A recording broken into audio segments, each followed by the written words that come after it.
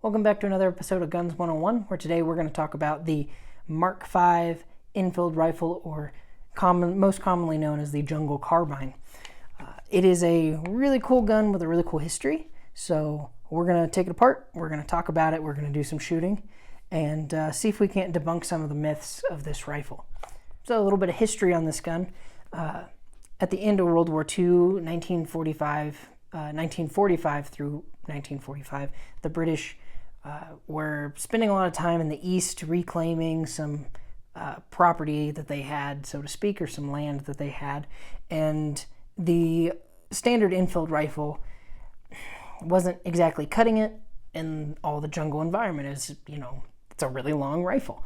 So what they ended up doing is they took the enfield, they painted it black, and you can see they shortened the barrel drastically and put this flash hider on there, which gives it the ability to be shot in the jungle without being as noticeable.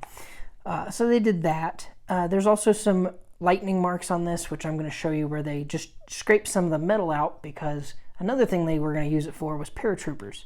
And when you're jumping out of an airplane, you need to cut all weight you possibly can. That being said, it's a really cool rifle, and the British used it to great extent. It's still being used today in some far corners of the world. It's very popular on the American surplus market. There is a thing about Wandering Zero, so to try to explain that without wasting the whole video on Wandering Zero, with the modifications they made to the receiver, the gun does not hold zero. What that means is when you're trying to accurately shoot it, one shot will hit one place and then another shot will hit another place, even though you're aiming in the same spot. You can zero it in, and it may stay there, it may not.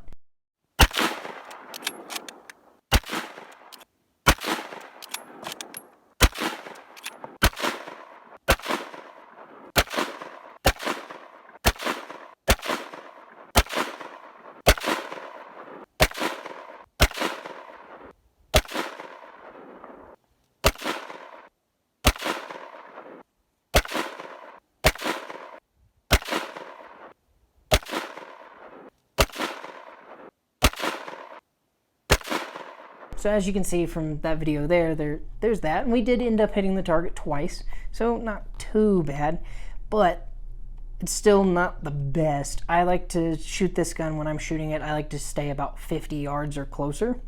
I know that's really close, but I'm guaranteed to hit the target, so I don't feel like an idiot. This particular gun actually has had the peep sight removed, or the actual sight that flips up has been removed, and it just has the peep sight that came standard on these. So we'll take it in for a closer look and disassemble it. Alright, so disassembly on this, you just pull the bolt up, slide it back to about right there, at which point we push this down, this little lever. Can you see the lever? So that lever right there, pull this back, tilt up, slides out. Bolt is out, ready to go. You can see them right there. The other thing, we have a mag release in the trigger guard there. 10 round box magazine slides out. At that point, we're good to go there. The gun is, for better or worse, field stripped. Very simple. This was the way they used to do things. On this rifle, the particular way to check to make sure it's a real one, you see a lightning mark here. You have a lightning mark here. You have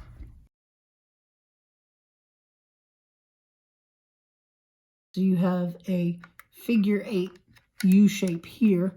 That's a little bit more weight they took out. Every little bit counts when you're jumping out of an airplane. So right here we have the actual magazine. This is your standard infilled magazine, 10 round detachable from the gun. It can be fed with stripper clips, meaning it can still be in the gun over here and loaded through the top. 5 round stripper clips, holds a total of 10, which puts you at quite an advantage considering this gun came out, not this exact one, but the Lee Enfield design, turn of the century right there. A lot of other people had 5 rounds and you had 10 on tap, which is not bad. Even the Garand only held 8, so you always had an advantage there, and that's why this gun, helped England hold on to their Commonwealths for so long.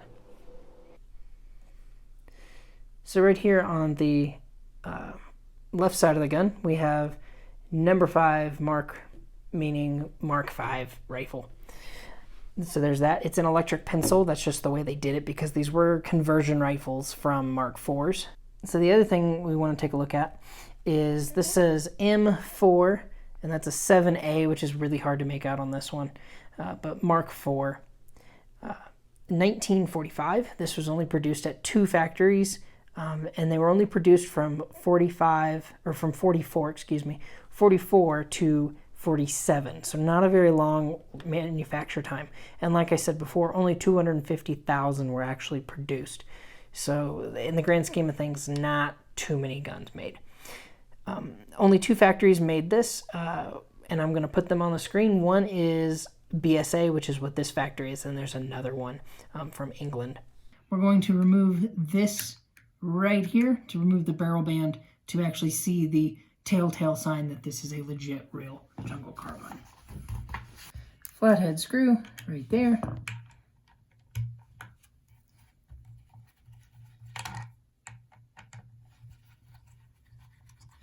Pops out.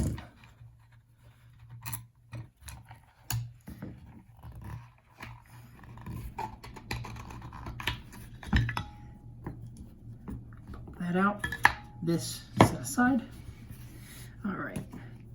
So right here, this right here, that right there, and this right there. You can see that is what they call fluting. It's just more lightning marks. It goes all the way around this barrel. Every little bit counts. So that's what they were doing there. So one thing to note on the infields, that they do have this weird cone flash hider up here and a proprietary bayonet lug.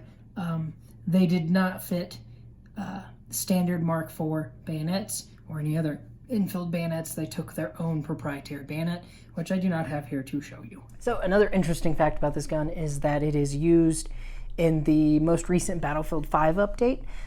I don't play Battlefield. For those of you that don't know, Battlefield is a World War II shooter on multiple platforms. It's a video game, basically, like all the other video games. They're all in the same ballpark these days. But that being said, from the research I've done, I know they made it a sniper class or a marksman rifle, which I find kind of laughable, considering the issues I've had with this one, although I love it, not being able to hit something accurately at 100 yards and then pulling out my Garand and doing it every time is kind of frustrating. But it's not the end of the world. It's a really cool gun, and I'm glad that it's getting some representation out there. All right, so that is a closer look at the infield. I hope you guys found it educational and you enjoyed it. So definitely please like, subscribe, and share. And thank you so much for watching. I'm really enjoying these videos and doing them. I just wanted to give you guys a quick shout out there. Also, thanks to Bighorn Firearms for providing the ammunition that we shot at a discount. I still paid for it, but it was a little bit cheaper, and I do appreciate that, which is great. So thank you so much for watching once again, and I'll see you down the road.